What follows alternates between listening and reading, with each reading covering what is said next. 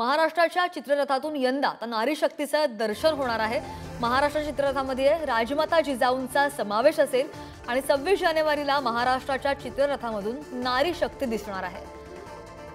नवी दिल्लीमधून आपण ही एक्सक्लुझिव्ह दृश्य पाहतोय पुढारीवर। या संदर्भात अधिकचे अपडेट्स घेऊन आमचे प्रतिनिधी शिवाजी काळे जोडले गेलेले आहेत। शिवाजी, आपण पाहतोय अगदीच अभिमानास्पद बाब, महाराष्ट्राच्या चित्ररथातून यंदा नारी शक्तीचं दर्शन घडतंय। आजचं यंदाचा चित्ररथ हा या चित्ररथाचं वैशिष्ट्य असणार आहे।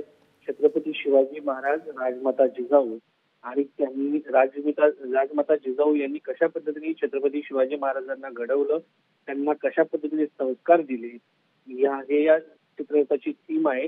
थोडक्यात नारी शक्तीचा जर ठरवलं तर ती कशा पद्धतीने एका स्वराज्याचा जन्म घालू शकते, तर स्वराज्य जन्मी म्हणून राजमाता जिजाऊ यांना ओळखलं जातं। तर त्याच्या थीमवरती महाराष्ट्राचा हा यंदाचा चित्ररथ आहे।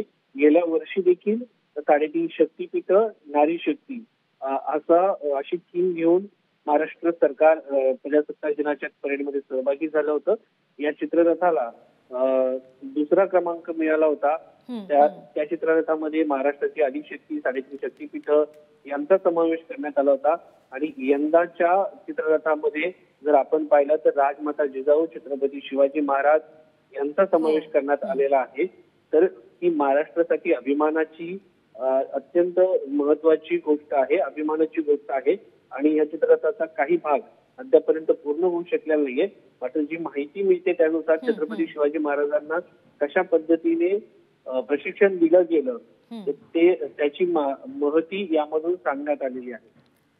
नक्कीच शिवाजी, वैशिष्ट्य म्हणजे चित्ररथामध्ये राजमाता जिजाऊंचा आता सुद्धा नारी शक्तीचं दर्शन करण्यात येत आहे। धन्यवाद शिवाजी, तुम्ही दिलेल्या सविस्तर माहितीसाठी।